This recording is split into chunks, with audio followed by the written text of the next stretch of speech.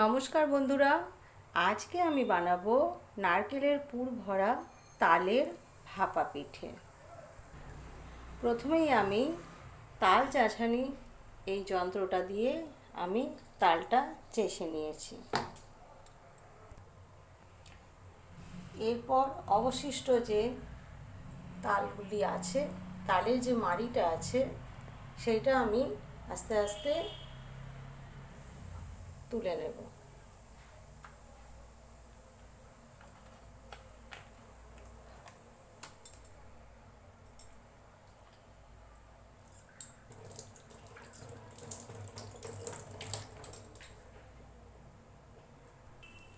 এরপর আমি কড়াইতে তালটা অল্প আঁচে গরম করব।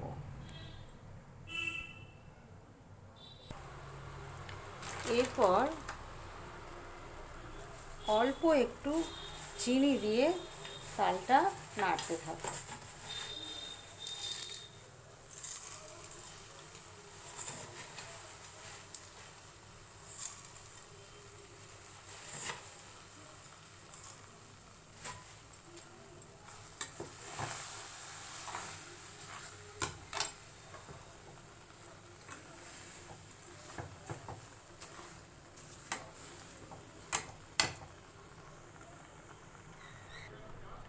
এরপর আমি এখানে একটু নারকেল কুড়ে নিয়েছি। কড়াতে একটু নারকেল কোড়াটা ভেজে নেব।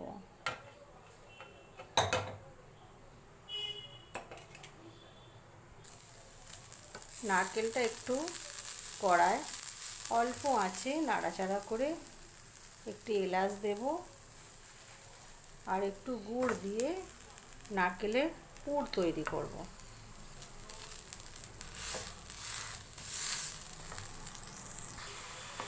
যতক্ষণ না গুড়টা নারকেলের সঙ্গে পুরোপুরি মিশে যাচ্ছে ততক্ষণ এটা নাড়তে থাকবো।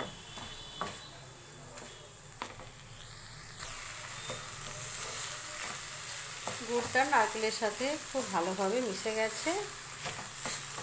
আমাদের নারকেলের পুর তৈরি হয়ে গেছে।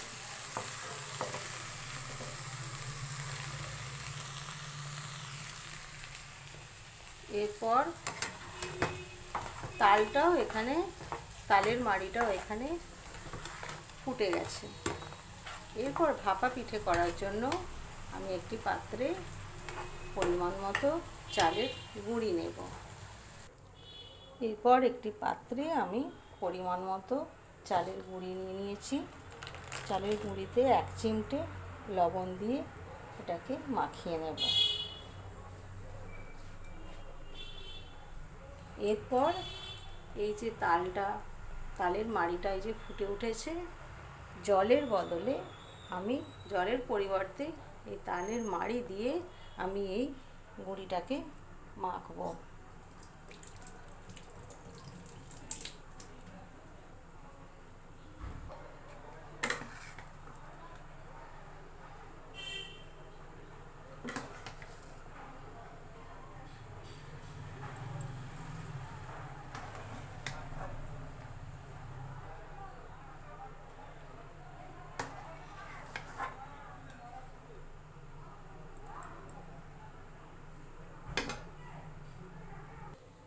এইভাবে আমি গুঁড়িটাকে তাল দিয়ে মেখে নিয়েছি। এরপর ছোট ছোট লেচির আকারে গড়ে নেব। এইভাবে আমি লেচি তৈরি করে নিয়েছি। এরপর এই লেচিগুলি আমি বাটির আকারে গড়ব। এইভাবে আমি লেচি থেকে বাটি বানিয়ে নিয়েছি। এরপর আমি একটু একটু করে বাটি ভরে পুর দিয়ে দেব। নারকেলের যে পুর বানিয়ে রেখেছিলাম সেগুলি বাটি ভরে দিয়ে দেব।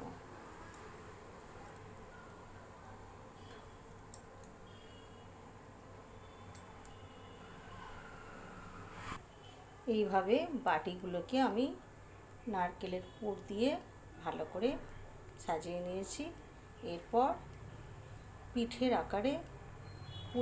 আকারে তৈরি করব।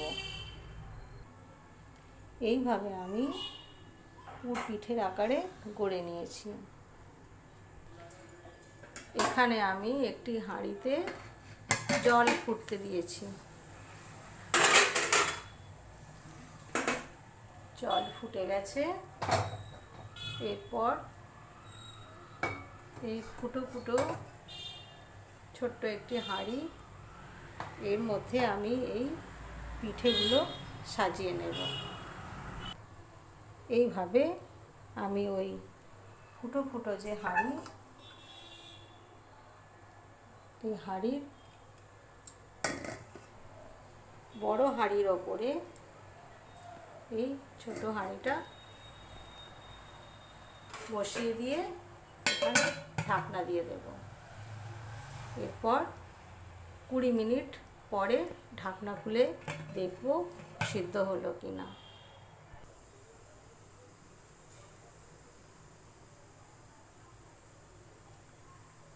15 মিনিট হয়ে গেছে।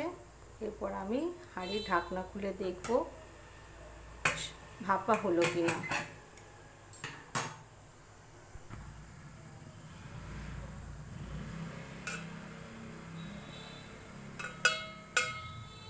হ্যাঁ, ভাপা হয়ে গেছে।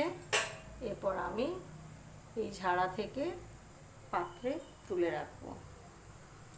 তার আগে আমি গ্যাসটা অফ করে দেব। রেডি হয়ে গেল তালের তৈরি ভাপা পিঠে, নারকেলের পুর ভরা তালের ভাপা পিঠে। এরপর আমি তুলসী পাতা দিয়ে দেব। এরপর যাব ঠাকুরকে নিবেদন করতে।